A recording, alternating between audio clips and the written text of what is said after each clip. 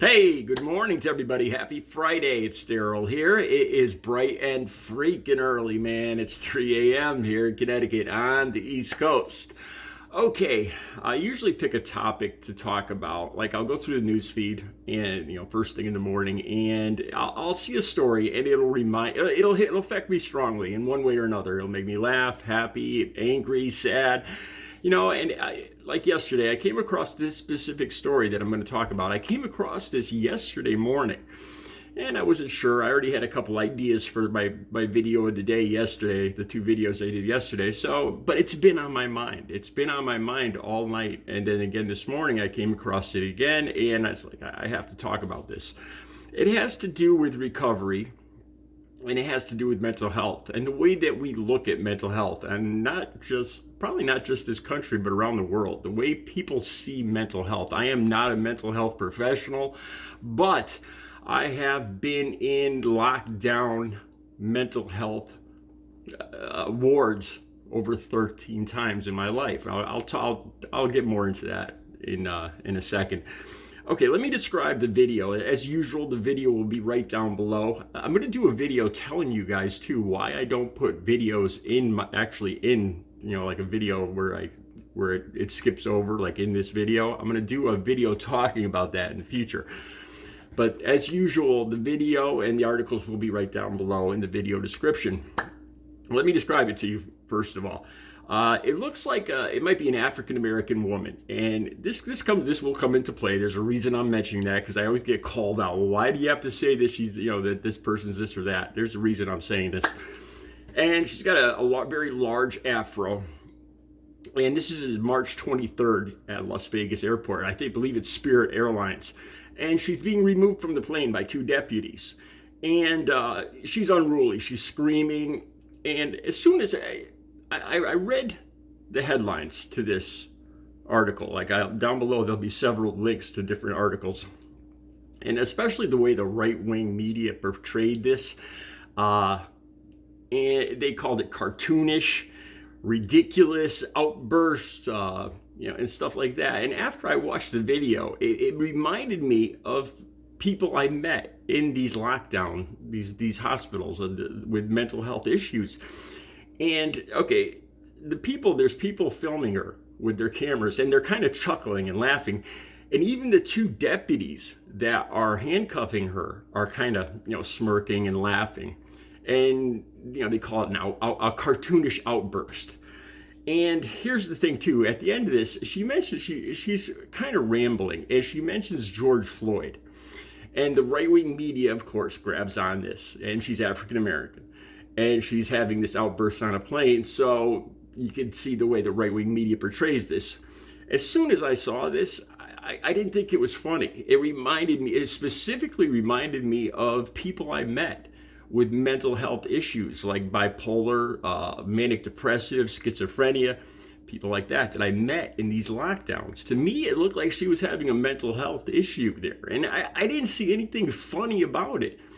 I don't think there was anything to do with what's going on in the country or culture wars or even color. I think this person was having a mental health crisis, and the way that the media portrayed it and the way that the people on the plane were filming it and laughing, I found it disturbing. Like I said, I'm not a mental health professional or anything. Let me describe it to you. She's having an outburst on the plane. She's standing up, and the thing that's probably confusing is she looks like she's putting on a show. But from my experience, what I've seen with people with mental health issues, it probably is totally different to her. The way that I think she probably feels herself in real distress. And, to the people on the plane, it looks like a show, like she's overacting or something, and I have a feeling from the people I met before that, she's probably seeing this in a whole different, she's probably going through this in a whole different mindset. She says, I'm all about freedom. I'm not scared. I've been there before, because they're handcuffing her. And she's very adamant. She's very, her facial expressions, and I could see if people aren't familiar with people with mental health issues, how they could see that, she's putting on a show.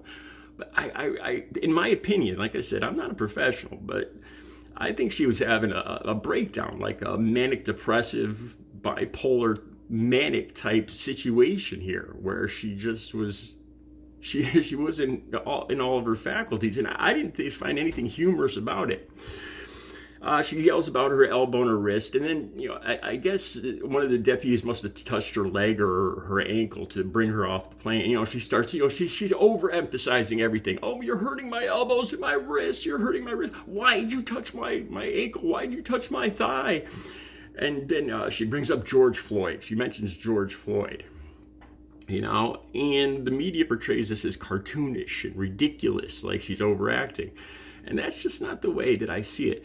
I was, like I said, now this is the thing. I was in and out of 13 detoxes. These are hospitals: Bristol Hospital in Connecticut, Hartford Hospital in Connecticut, St. Francis Hospital, Middlesex Hospital, 13 times. When the doctors taught, I went in there for withdrawals because I was addicted to opiates, to heroin. And if you've ever been through withdrawals, you really can't go through it on your own. It's you don't sleep for days. I won't get into all that, but I knew at that point I needed help. I could not do this on my own. It was I was seriously considering ending it. And when the doctors talked to me in there, one of the doctors put it this way. He said, "Daryl, we have to determine first of all whether you had like a mental health issue to begin with, and you started using to self-medicate, or if you started if you didn't really have mental health issues to begin with, and you just started experimenting and using, and that led to mental health issues like depression, which came first, the chicken or the egg kind of thing." That I remember a doctor specifically saying that to me. Now, I learned about these detoxes from a dealer who was also addicted, and told me, he says, "You should go." He said, "Dude, he was addicted too." And he said, "Dude, you really should go." He says, "They got good food, and they'll help you withdraw. They get you into a recovery program like that. They do a good job. It's, if you're going to get sober, clean and sober, it's really the way to do it." Here's the thing: these hospitals they call them dual diagnosis, and they're locked down. Like, I admitted myself, but there were people there, if they were a harm to themselves or somebody else, they were admitted there what they call on a 3-day paper, where they were there for 72 hours without their consent. And these floors were locked down. Once you go in there, you were not leaving. Like I said, it reminds me of the Pink Floyd song, "There's no way out of here. When you come in, you're in for good." I remember that song would always go through my head when I went in there. But they were nothing like what you see in like The One Flew Over the Cuckoo's Nest or something like that. I had my own room. I had a desk. I had my own bathroom. There was an art room, and like in St. Francis, there was this is where I rediscovered my talent for art. They had an art program. They had a music program, and these were just regular hospitals. And I had a medically assisted treatment, methadone, Suboxone, stuff like that. They would step me down, and they kept us busy all day. The food was outrageously good. The calories were like 4,000, because they wanted to rebuild your nutrition, so we were well fed, showered. There was washing machines and dryers. People could come visit you.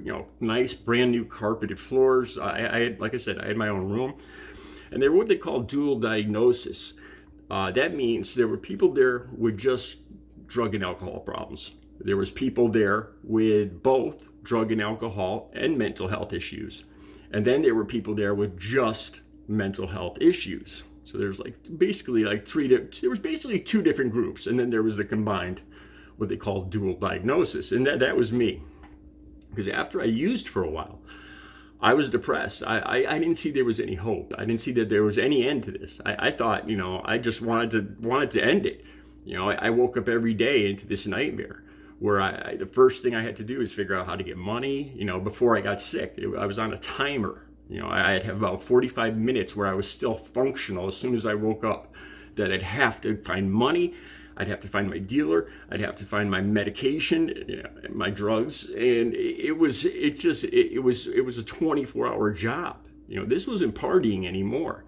And I'd wake up and I'd be like, God, I can't do this again today. I can't go and lie and beg and steal. And, I'm committing, just by buying these things, I'm committing felonies every day. It's just no way to live. I'm pawning everything in my house. I'm stealing, and just to function. At this point, it's just to function, just to get out of bed, just to be able to go to the store and buy milk. I had to use. It was, it's not partying when it gets to that, it starts off as partying or experience. I could handle this, I could quit anytime I want. And before you know it, you're in a nightmare. This reminds me, I'm not proud of this. I've never told anybody this.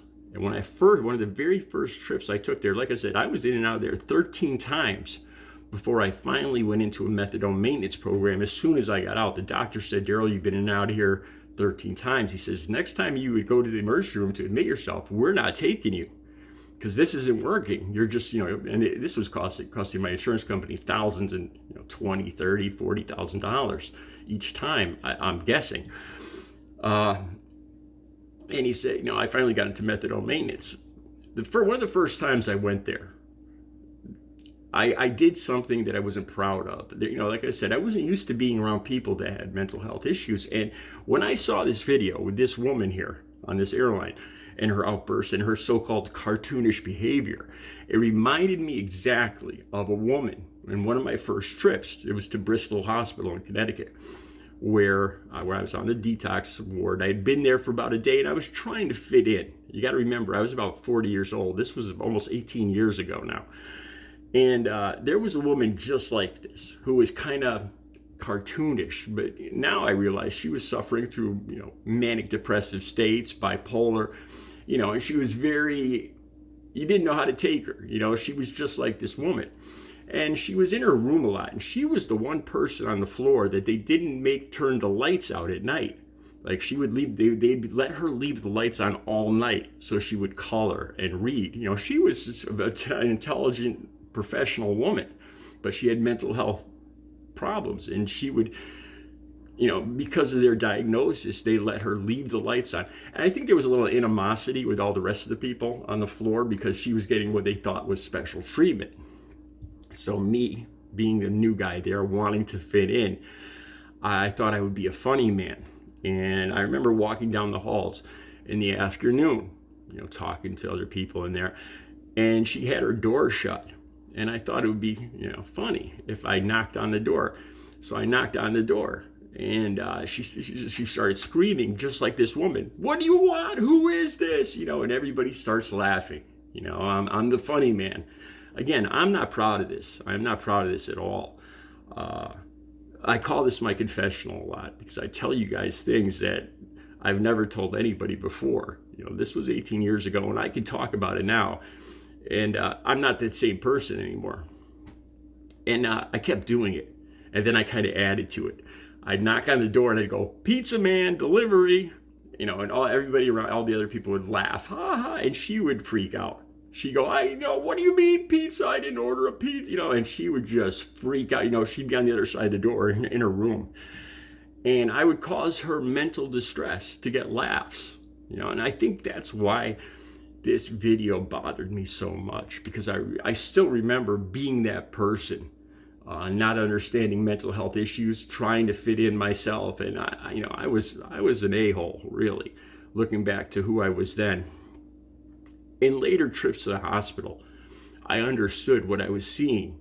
And I remember a totally different situation about 5 trips later, where I befriended a girl that was bipolar. And it took a while to get used to, because, we're talking, we're watching TV, we're laughing, we're talking about things in our lives. And all of a sudden, she just starts breaking, her mood changes and she starts crying. And she doesn't want to be around it. And I thought, at first, I thought it was something I said or did. And I was really, then I started to understand this is a mental health issue. And it's not about me. This is, it's hard to understand when you first see it. And sometimes you might think it's cartoonish or ridiculous, or this person is, trying to use the culture wars like George Floyd to get attention. And really, it's not any of that. This person is suffering from a mental health issue. Again, I'm not a professional, but that's what this video reminded me of. So next time you see somebody acting out of character, something that you think is cartoonish or ridiculous, stop for a second, because they might be suffering from a mental health issue, and they need help. They don't need our mocking or laughing at them. You know, I kind of learned the hard way, and it still bothers me that I did that, and I'm very sorry that I did that. Again, the links will be down below. The video will be right on top so you can see what I'm talking about. I'll be back later with another video. I did a video about Kevin Hart and why I don't think he's funny anymore because of the cash back in commercials. That's the next video. Have a good Friday.